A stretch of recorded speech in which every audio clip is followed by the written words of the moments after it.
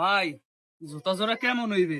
ভাইয়া, এরকম একটা জুতা ধরছো তুমি, বুঝছো? এই জুতাটা আসলে মানে আমার দোকানের সেরা জুতা, এবং আমার দোকান কি এই দশপিনা শহরের সেরা জুতা ভাইয়া। ঠিক আছে, এই দশপিনা মার্কেটের ভিতরে এই জুতা তুমি পাইবা না। এটা অরিজিনাল চায়না থেকে ইম্পোর্ট করা হয়েছে।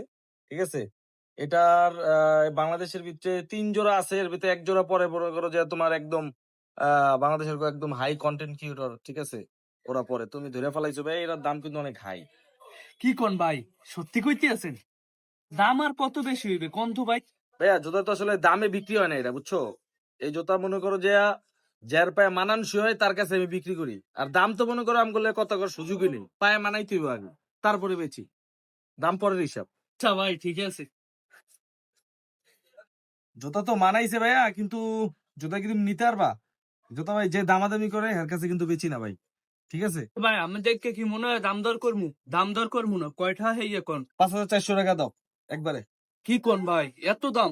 1000 হইলে জুতাতে অ্যাভেলেবেল পাওয়া যায় ভাই। না না না ভাইয়া, তুমি দামাদামি করছো, এই জুতা সবার কাছে বেচা যায় না ভাই। এগুলা তোমার মনে করো প্রিমিয়াম কোয়ালিটি, তুমি জুতা চিনো নাই, তোমার কাছে বেচা যাবে না ভাই, চলে। ভাই ভাই ভাই, বুঝতে ভাই, এইবারের জন্য দেন ভাই, আর নেই। এবারের জন্য দেন ভাই, এবারের জন্য ভাই। আচ্ছা ঠিক আছে, প্রথমবারের জন্য তোমার ছাড় দিলাম। ঠিক আছে, জানো না বিষয় মালের। আচ্ছা ভাই, যাইতে ঠিক আছে।